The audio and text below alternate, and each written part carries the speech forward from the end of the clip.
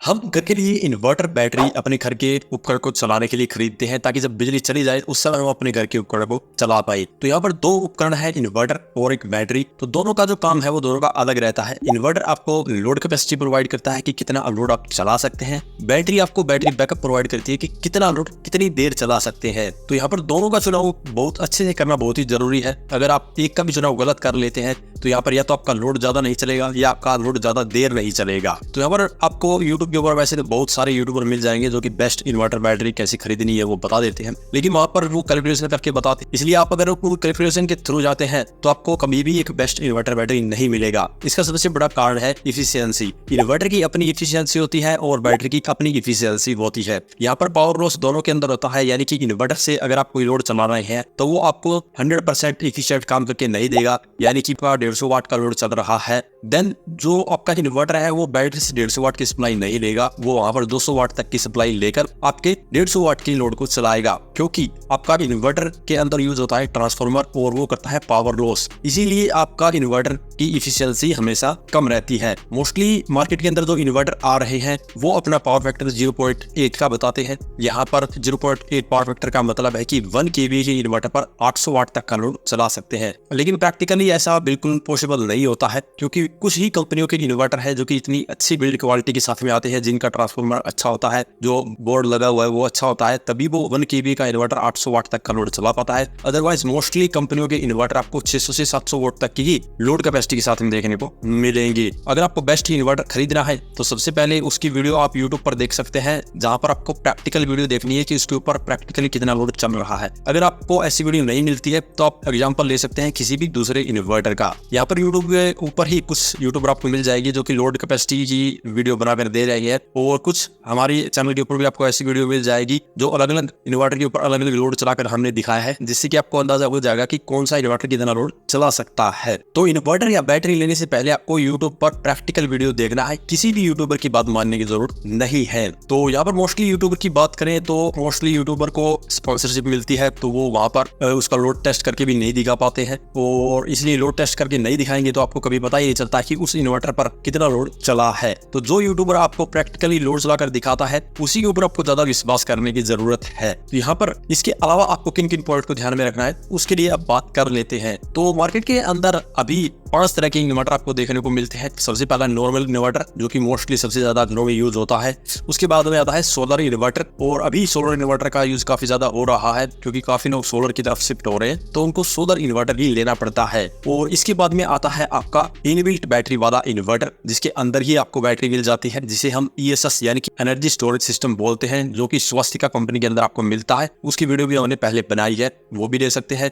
उसके अलावा आता है आपका इनबिल्ट बैटरी वाला सोलर PCU, और ये आपको मिल जाता है यूटिल कंपनी में, इलेक्ट्रोवर कंपनी में और स्वस्तिक कंपनी में भी आपको मिल जाएगा। तो यहाँ पर इनका फायदा ये होता है कि आपको अलग से बैटरी लगाने की जरूरत नहीं पड़ती, और इनके अंदर लिथियम बैटरी मिलती है, जिनके कारण इस इन्वर्टर की या इन ESS की थोड़ी सी कॉस्ट ज्यादा रहती है। इसके अलावा आता है ट्रांसफार्मर लेस टेक्नोलॉजी का इन्वर्टर। ये इन्वर्टर टोटली बाहर से इंपोर्ट किया जाता है, फिलहाल इंडिया के अंदर ये नहीं बनता है। हालांकि काफी कंपनियां क्लेम करती है कि हम इंडिया के अंदर बना रहे हैं, लेकिन ऐसा बिल्कुल नहीं है। जितने भी इन्वर्टर है ट्रांसफार्मर लेस टेक्नोलॉजी के और फीड सिस्टम के अंदर सभी बाहर से इंपोर्ट किए जाते हैं। तो यहाँ पर ट्रांसफार्मर लेस टेक्नोलॉजी के अलावा जो 4 तरह के इन्वर्टर बताए हैं वो इंडिया के अंदर आपको मिल जाएंगे। इंडियन कंपनी ही उनको मैन्युफैक्चर करती है। हालांकि लिथियम बैटरी अभी पूरी तरह से इंडिया के अंदर मैन्युफैक्चर नहीं होती, तो वो आपका कंसर्न हो सकता है, लेकिन यहाँ पर आपके लिए कौन सा बेस्ट रहेगा ये आपको देखना होगा। अगर आप सोलर की तरफ जाना चाहते हैं तो किसी भी कंपनी का सोलर इन्वर्टर ले सकते हैं, लेकिन वहां पर भी सोलर के अंदर 2 टेक्नोलॉजी आपको मिलती है, PW और MPPT। अगर आपका बजट अच्छा है और आपको अच्छी टेक्नोलॉजी चाहिए तो आप MPPT लीजिए। अगर आपका बजट कम है, कम पैसों में सोलर इन्वर्टर चाहिए तो आपको PW की तरफ जाना पड़ेगा।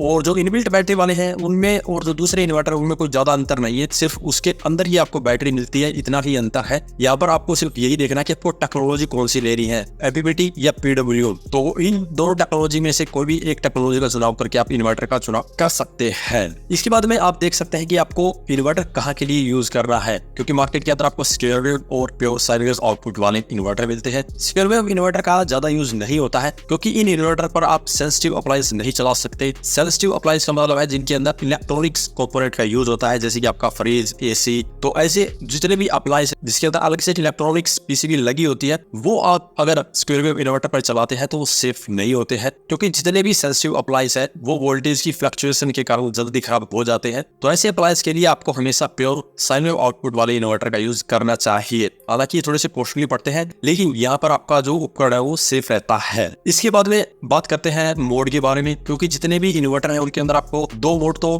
फिक्स मिलते ही हैं, नॉर्मल मोड और यूपीएस मोड। तो इन मोड के बारे में मैंने डिटेल में वीडियो बनाया है, वो आप देख सकते हैं कि कौन सा मोड कहाँ पर और किस लिए यूज होता है। यहाँ पर मोटा मोटी दोबारा बता देता हूँ।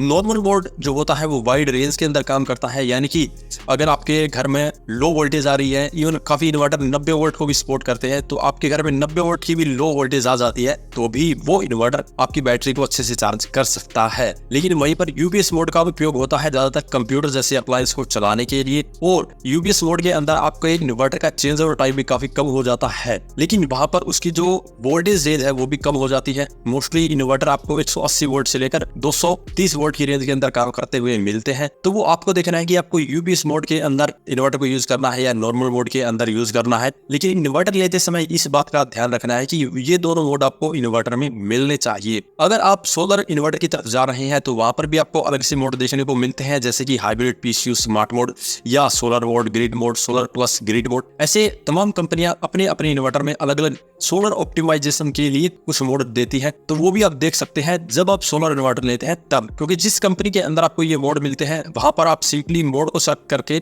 अपने लिए एक परफेक्ट सेटिंग को सेलेक्ट कर सकते हैं, जिससे कि अपना बिजली का बिल कम कर सकते हैं या बैटरी बैकअप बढ़ा सकते हैं। इसके अलावा आप इन्वर्टर के अंदर कुछ फीचर्स को भी देख सकते हैं, जैसे कि डिस्प्ले का फीचर और उसके अंदर कस्टमाइजेशन के लिए वहां पर बटन मिल रहे हैं या नहीं। इसके अलावा उसके अंदर सेफ्टी क्या मिल रही है, अलग से एमसीबी मिल रही है या नहीं। इसके अलावा बाईपास का भी ऑप्शन होता है, वो मिल रहा है या नहीं। ये जो जितने भी ज्यादा फीचर आपको जिस इन्वर्टर में मिलेंगे उसकी कॉस्ट भी उतनी ही ज्यादा रहेगी, इसीलिए आपको कम कीमत वाले इन्वर्टर में ये सभी फीचर देखने को नहीं मिलेंगे। हालांकि यूटेल कंपनी की बात करें तो यहाँ पर आपको सिंगल बैटरी वाले छोटे से छोटे इन्वर्टर में भी डिस्प्ले और कस्टमाइजेशन के लिए बटन मिल जाते हैं, लेकिन आपको ब्रांड को देखना है पहले कि आप जिस ब्रांड का इन्वर्टर ले रहे हैं उसके अंदर ये सभी फीचर आ रहे हैं या नहीं। और इसके अलावा आप स्मार्ट इन्वर्टर लेना चाहते हैं तो उसकी तरफ भी जा सकते हैं, क्योंकि आजकल जितने भी अप्लायंस है वो आप मोबाइल से कंट्रोल कर सकते हैं या उनके पैरामीटर्स को मोबाइल में देख सकते हैं, तो आप ये फीचर भी देख सकते हैं। हालांकि काफी कंपनियों के इन्वर्टर में ये फीचर ऑप्शनल होता है, अगर आप लेना चाहते हैं तो इस फीचर को ले सकते हैं, जिसके लिए काफी कंपनियां अपने इन्वर्टर में अलग से डोंगल लगाकर देती है, जिससे कि आप इन्वर्टर के पैरामीटर को अपने फोन में देख सकते हैं, फोन से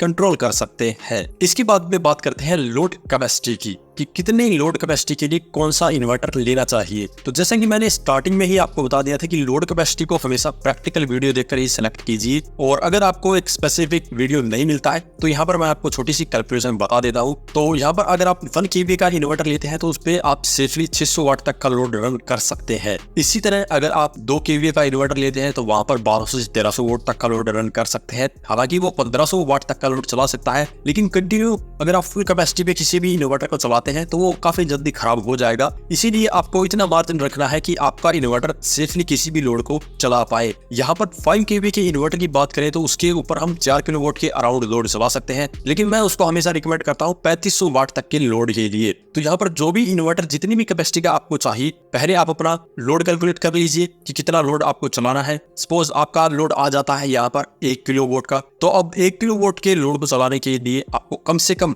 1500 VA का इन्वर्टर लेना होगा, जो कि 1 किलोवाट के लोड को सपोर्ट करता है। लेकिन यहाँ पर मैं रिकमेंड करता हूँ 2 kVA का इन्वर्टर, क्योंकि 2 kVA के इन्वर्टर पे ही आप 1 किलोवाट का लोड कंटिन्यूअसली और सेफली चला सकते हैं। क्योंकि यहाँ पर जितने भी यूट्यूबर आपको यूट्यूब पे देखने को मिलते हैं वो एक कैलकुलेशन पकड़ के चलते हैं, उसमें 25% एक्स्ट्रा और जर्क लोड के नाम से उसके अंदर ऐड करते हैं, लेकिन वहाँ पर इफिशियंसी कोई ज्यादा बात होती नहीं है, क्योंकि इन्वर्टर की अपनी इफिशियंसी होती है और यहाँ पर इफिशियंसी अलग अलग इन्वर्टर की अलग अलग रहती है। अगर आपकी इन्वर्टर की बिल्ड क्वालिटी अच्छी है, उसके अंदर अच्छा मटेरियल यूज हुआ है, तभी वो अच्छी इफिशियंसी देगा, तब भी आप उसके ऊपर 1 kVA के इन्वर्टर पर लगभग 700 से 800 वाट तक का ही लोड चला पाएंगे। तो आपको लोड सबसे पहले अच्छे से पता होना चाहिए कि कितना चलाना है, उसके बाद में ही आप एक सही लोड कैपेसिटी वाला इन्वर्टर ले सकते हैं। तो यहाँ पर उम्मीद है आपको इन पॉइंट्स को ध्यान में रखना है, जिससे कि आपको एक सही इन्वर्टर का चुनाव करने में आसानी रहेगी।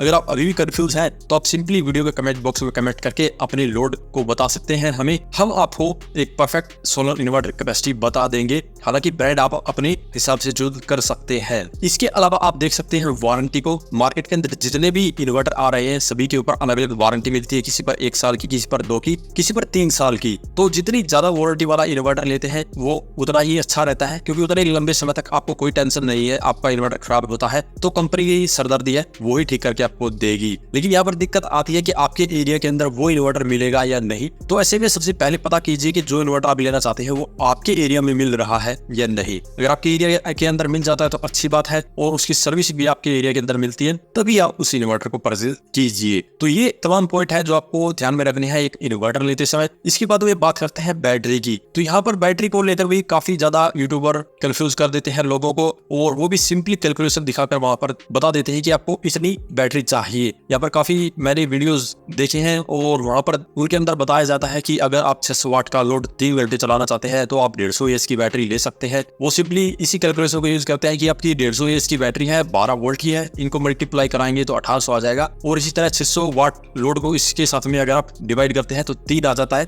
तो इस तरह 3 घंटे आप 600 वाट का लोड इस पे चला सकते हैं। लेकिन ऐसा बिल्कुल नहीं है। अगर आप बैटरी ले रहे हैं तो उसके लिए भी प्रैक्टिकल वीडियो देखिए। अगर आपको नहीं मिलता है तो वीडियो के डिस्क्रिप्शन में मैं आपको माइक्रोवेव नावल यूट्यूब चैनल का लिंक देता हूँ। वहां पर अलग अलग ब्रांड की बैटरी उन्होंने टेस्ट करके दिखाई है, और वहां पर उन्होंने दिखाया है कि कितना लोड कितनी देर ये बैटरी चलाती है। तो इसी तरह आपको प्रैक्टिकल देखना बहुत ही जरूरी है। अगर आपके पास इतना टाइम नहीं है कि आप प्रैक्टिकल देखें तो मैं सिंपली कैलकुलेशन से आपको बता देता हूँ कि एक 150 एएच की बैटरी आपको 0.8 यूनिट का बैकअप देगी। यानी कि 2 बैटरी अगर आपके पास में है तो लगभग 1.5 यूनिट आपको मिलेगी 2 बैटरी से। अब 1.5 यूनिट का क्या मतलब हुआ? यहाँ पर 1.5 यूनिट का मतलब ये है कि अगर आप 500 वाट का लोड 2 बैटरी पर चलाते हैं तो लगभग 3 घंटे तक वो चलेगा। तो इस तरह आपको कैलकुलेशन करनी है। अगर आप सिंपली बैटरी की 12 वोल्ट को 150 एएच से मल्टीप्लाई कराएंगे तो आपको 600 वाट का लोड 3 घंटे चलाने को मिलता है। लेकिन प्रैक्टिकली ऐसा कभी भी नहीं होगा। 600 वाट का लोड 3 घंटे चलाने के लिए आपको लगभग 3 बैटरी की आवश्यकता पड़ने वाली है। तो बैटरी की कैपेसिटी का एक परफेक्ट चुनाव करना भी आपको बहुत ही जरूरी है, तभी आपको जितना बैकअप की जरूरत है उतना बैकअप उनसे मिलेगा। यहाँ पर मैंने काफी कंपनियों की बैटरी को टेस्ट किया है, लोड को टेस्ट किया है, और अभी मेरे पास भी हाल फिलहाल 8 बैटरी का सेटअप लगा हुआ है। तो मुझे अच्छे से पता है कि कितना बैकअप उनसे मुझे मिलता है। हालांकि टाइम के साथ में उनका बैकअप कम तो होता रहता है, लेकिन नई बैटरी ले रहे हैं तो आपको 0.8 या 0.9 यूनिट्स तक का बैकअप बड़ी आराम से एक बैटरी से मिल जाएगा। और अगर आप अभी भी इसको लेकर कंफ्यूज है तो सिंपली आप वीडियो के कमेंट बॉक्स में कमेंट करके हमें बताएं कि कितने वाट का लोड कितनी देर चला रहा है। हम आपको बता देंगे कितनी एएच की बैटरी आपको चाहिए। इसके अलावा वीडियो के डिस्क्रिप्शन में आपको एक सोलर कैलकुलेटर का भी लिंक मिल जाएगा। वहां पर आपको अप्लाई सिलेक्ट करने हैं, या आप सिंपली वहां पर डायरेक्टली लोड भर दीजिए कितने वाट का लोड है, और नीचे घंटे भर दीजिए कितनी देर चला रहे हैं। तो वहां पर आपको अपनी बैटरी की एएच वैल्यू पता चल जाएगी, और वहां पर बैटरी की संख्या भी पता चल जाएगी। तो जितनी भी हम यहाँ पर बैटरी की कैलकुलेशन बात कर रहे हैं ये ट्यूबुलर बैटरी को लेकर कर रहे हैं। हालांकि मार्केट में फ्लैट प्लेट, ट्यूबुलर, लिथियम ये तमाम बैटरी आ चुकी है, लेकिन सबसे ज्यादा ट्यूबुलर बैटरी सेल होती है, इसीलिए हमने ट्यूबुलर बैटरी का यहाँ पर एग्जांपल लिया है। Tubular battery flat plate battery से काफी अच्छी होती है, एफिशिएंसी भी काफी अच्छी होती है, लाइफ भी उससे काफी अच्छी होती है, इसीलिए ट्यूबुलर बैटरी सबसे ज्यादा यूज होती है। और इसी का कंपेरिजन अगर हम लिथियम बैटरी के साथ में करते हैं देन लिथियम बैटरी की कॉस्ट ज्यादा होती है, और यहाँ पर लिथियम बैटरी पूरी तरह से इंडिया में नहीं मिलती, इसीलिए लिथियम बैटरी की स्क्रैप वैल्यू भी नहीं होती। क्योंकि जब हम ट्यूबुलर बैटरी को रीसेल करते हैं तो वो लगभग 4000 रुपए तक भी वापस बिक जाती है, और वहां पर जब पुरानी बैटरी लेकर नई बैटरी आप लेते हैं तो आपके काफी पैसे की बचत वहां पर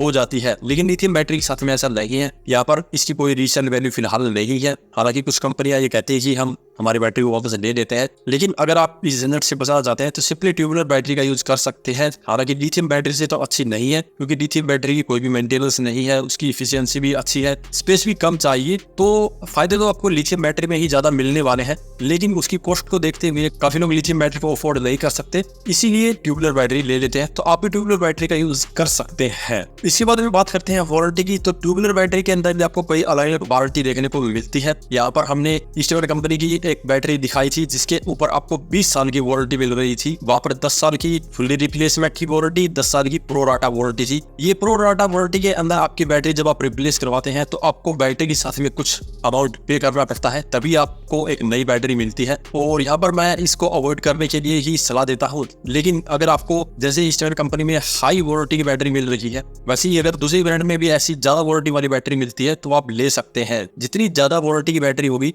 उतनी ही ज्यादा प्राइस उसकी रहने वाली है, इस बात को भी आपको ध्यान में रखना है। अब बात करते हैं ब्रांड। ब्रांड सबसे ज्यादा इंपॉर्टेंट पॉइंट है। मार्केट के अंदर ल्यूमिनस, यूडिल, माइक्रोटेक, स्मार्टन तमाम कंपनियां आ चुकी है जिनकी आपको इन्वर्टर बैटरी मिल रही है। लेकिन आपके लिए कौन सा ब्रांड सही रहेगा, इसको पता करने के लिए आपको आपकी मार्केट का पता होना चाहिए कि आपकी मार्केट के अंदर कौन सी ब्रांड का इन्वर्टर बैटरी मिल रहा है, किसकी सर्विस अच्छी मिल रही है। क्योंकि कभी भी इन्वर्टर या बैटरी में दिक्कत आती है तो सर्विस आपको कंपनी से लेनी पड़ती है। और अगर आप ऐसी कंपनी की इन्वर्टर बैटरी लेते हैं जिसकी सर्विस आपके एरिया में नहीं है तो आपको काफी दिक्कत होने वाली है। तो ऐसी ब्रांड का चुनाव करें जिसकी सर्विस आपके एरिया में अच्छी मिलती है। हालांकि जितनी भी बड़ी ब्रांड है, लुमिनस, माइक्रोटेक, यूटीएल जैसी, इनकी सर्विस ऑलमोस्ट इंडिया में हर जगह मिलती है। लेकिन फिर भी काफी लोगों पे कमेंट आते रहते हैं कि इस कंपनी की सर्विस अच्छी नहीं है, इस ब्रांड की सर्विस अच्छी नहीं है। तो ये टोटली डिपेंड करता है एरिया के अंदर। किसी एरिया में किसी कंपनी की सर्विस अच्छी रहती है, किसी एरिया में किसी कंपनी की सर्विस अच्छी रहती है। तो यहाँ पर इन्वर्टर बैटरी के लिए हमने काफी सारे पॉइंट आपको बता दिए हैं, लेकिन फिर भी एक ही पॉइंट सबसे पहले आपको ध्यान में रखना है, किसी भी ब्रांड की कोई भी बैटरी लेने से पहले प्रैक्टिकल वीडियो जरूर देखें। इसके अलावा आप Amazon, फ्लिपकार्ट जैसी वेबसाइट पे जाकर उनके रिव्यू भी देख सकते हैं, क्योंकि वहां पर जेन्युइन कस्टमर रिव्यू डालते हैं। अगर कोई इन्वर्टर अच्छा है तो वहां पर अच्छा भी बताया जाता है, खराब है तो वो खराब भी बताया जाता है। तो आप ऑनलाइन इनके रिव्यू भी चेक कर सकते हैं। तो आपके लिए